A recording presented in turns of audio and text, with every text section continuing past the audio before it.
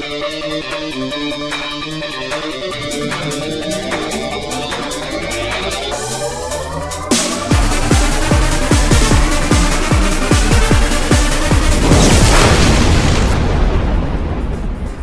I'm Simon Adebisi and welcome to highlights of the 2012 Formula SimRacing World Championship. Round 4 is the crown jewel of Formula 1, the Monaco Grand Prix. Taking place around the tight and bumpy streets of Monte Carlo, this is the one race that every driver wants to win. With essentially no runoff area at all at this circuit, this is definitely the most unforgiving Grand Prix on the calendar, and as the drivers are required to negotiate 78 laps of the track, it is always guaranteed to carry a very high rate of attrition. Qualifying saw Bono Huis break Moran's streak by taking a crucial pole position, beating out Rasmus Tarly, who achieved his best ever qualifying result to make the front row. Morgan Moran would have to settle for third place alongside his sister teammate Stoffel van Dorn. Yannick Lapjan set the 5th fastest time, making it a good result for the ATR team. Jim Paresis continued his impressive form to qualify in 6th, and Patrick de Wit would start the race in a solid 7th place. Renault Room qualified in 8th for the 3rd time this season. Frederick Nilsson made it inside the top 10 for 9th, and Precision Motorsports reserve driver Jack Keithley would start in 10th position. Bulgarian driver Dejan Kostatinov just missed out on Q2 ahead of Gogo Baldi in 12th. Marcel van der Linden set a decent time to qualify in 13th, and Yorgos Manizakis set his best qualifying result for 14th. A disappointing session for John-Eric Saxon dropped the fit into 15th ahead of Philip Puška in 16th position. Unfortunately, Yannick Lapjan stalled his car on the formation lap, forcing the Frenchman to start from pit lane. To the race start, Moran had a clean launch, allowing him to get alongside Tarly and take over second place. Van Dorn braked too late and lost his front wing, and Keithley made heavy contact with Room but suffered surprisingly little damage. Chatsi Bantelis also lost his front wing after hitting the back of his teammate, but otherwise the entire field made it through the opening corners without major incident. With Van Dorn struggling without his front wing, Paresis was held up badly into the hairpin, dropping behind Keithley, and meanwhile Varga made an incredible inside pass to take John-Eric Saxon. At the end of the opening lap, Bono Huis held the lead with Morgan Moran hot on his tail.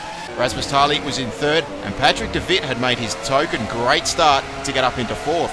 Both Frederick Nilsson and Jack Keithley had also made terrific starts, gaining 4 places to get up into 5th and 6th respectively. Not surprisingly though, it didn't take long for the Monte Carlo barriers to begin claiming their victims. Philip Puška was the first driver to go, spinning through the last corner and stalling his engine. And further behind, teammate Chatsi Bantelis also span his car at Portier, also stalling his engine. Stoffel van Dorn was likewise making a strong recovery, but the Belgian driver clipped the Armco into the Novelle chicane, ending his race. It quickly became apparent that overtaking was next to impossible.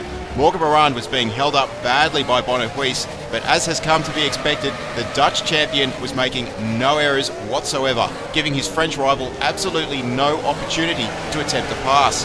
However, in the battle for 8th, Renault Rome made a small mistake into the final corner, losing his position to his sister teammate Dejan Kostatinov. Ironically, a few laps later, Kostatinov himself also made a mistake into Anthony Nogues, clipping the inside, leaving Room nowhere to go.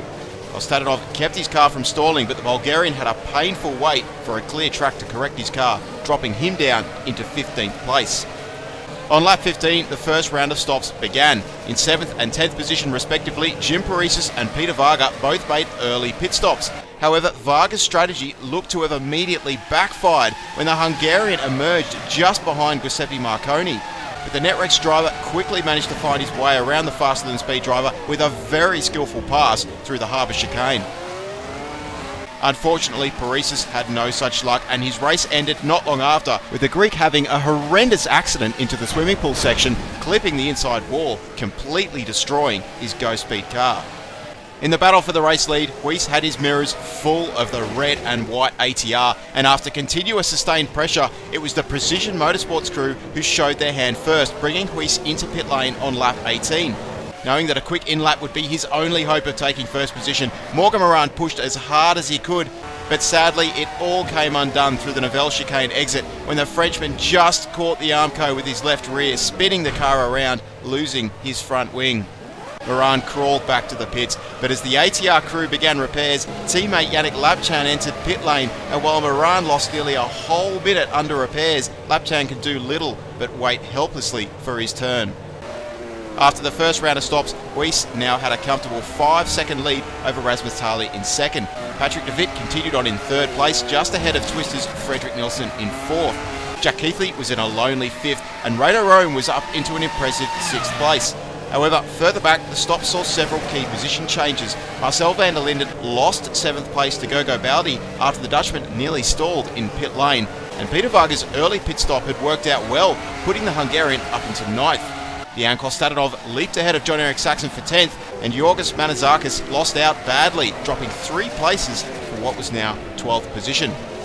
In the second stint, the driver count continued to fall. Blair Disley had a spectacular crash into the swimming pool section. Twister reserve driver Rudy Van Buren suffered an electrical fault whilst in 13th place, and Jonathan Dion's RC France car sadly gave out halfway through the Grand Prix, with smoke stuttering out the back of his engine.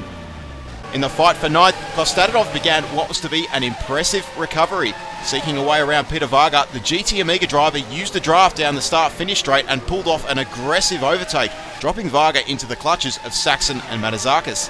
Not long after, and just ahead, Marcel van der Linden had a scary sideways moment just after the hairpin, handing his 8th place to Kostadinov. Meanwhile, Reino Rome had managed to catch up to 5th place Jack Keithley, but a few laps later it was the Estonian who made the mistake, losing control through Casino, crunching his front wing into the Armco. This had a knock-on effect as Gogo Baldi was caught out by the slow-moving RS Evo car on its return to the pits, and he locked up, losing his position to Kostadinov. Kostadinov was now up into an incredible 6th place despite his earlier spin on lap 12, and the Bulgarian wasn't finished with his charge. Several laps later, the GT Amiga driver had caught up to Jack Keithley.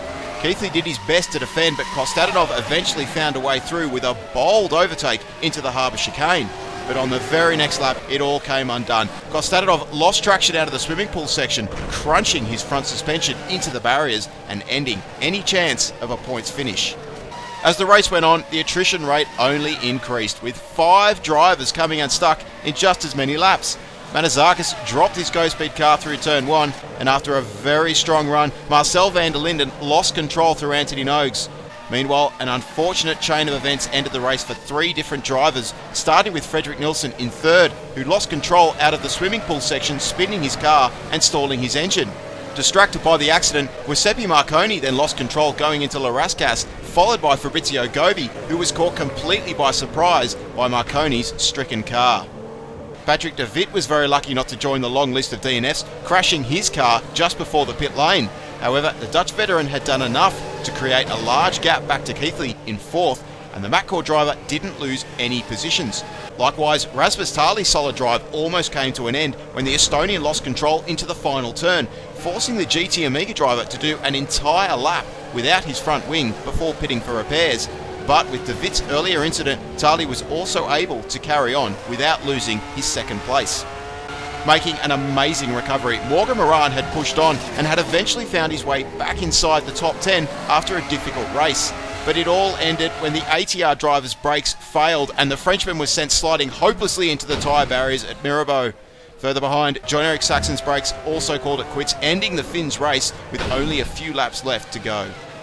Being the only driver to complete a mistake-free race, Bono Huys took his 3rd Monte Carlo crown, winning the Monaco Grand Prix for the 3rd year in a row. Rasmus Tali finished in 2nd, more than 50 seconds behind. There was no doubt that the Estonian fully deserved to step up on the podium for the first time since 2010. And crossing the line in 3rd, an ecstatic Patrick de Wit claimed his 2nd Monte Carlo podium in as many years. Jack Keithley finished in 4th, doing an incredible job to pick up his personal best result in a WC race. Gogo Baldi finished in 5th, somewhat disappointed not to be on the podium, but nonetheless picking up valuable points. And fellow countryman and teammate Peter Varga also achieved his best result so far in an impressive 6th place. Marcel van der Linden finished 2 laps down in 7th, and although Moran and Saxon failed to reach the finish line, they were still classified, having finished over 90% of the race distance. with only 7 out of 23 starters reaching the checkered flag. The 2012 Monaco Grand Prix produced an astoundingly high rate of attrition. Weiss has now extended his championship lead to 28 points over Morgan Morad, who remains comfortably in second place. Rasmus Tali's podium has put the Estonian into third with a healthy 36 points. Gogo Baldi has also jumped way up the order into fourth position as Fredrik Nilsson drops into fifth. Patrick de Wit is now inside the top 10 for the first time this season in sixth, with neither Lapchan nor Van Dorn scoring today. Both McConan and Greco were absent, and Jack Heathley's great result puts the Englishman into 10th, tied with John-Eric Saxon. Precision Motorsports have further extended their lead, being the biggest point scorers for the third race in a row. ATR scored their lowest total so far, but still remain easily in second place. Another strong result for GT Amiga Racing puts the British outfit ahead of Twister Racing for third, and big points hauls for both Matcore and Netrex have dropped AT Racing down into seventh, with the ATR sister team failing to score since round one. Faster Than Speed picked up 2 points, and RS Evo achieved their best result so far with 6 points to put them up into 10th position. The next race will be the Canadian Grand Prix, and you can watch that race live as it happens at SimRace TV on the 3rd of June at 4 PM GMT. And don't forget to join in on the Formula Sim Racing Fantasy League by following the link on screen, and you can also check out FSR on Facebook and on Twitter. We hope you've enjoyed this presentation. I'm Simon Adebisi, and we'll see you next time for round 5 of the 2012 Formula Sim Racing World Championship.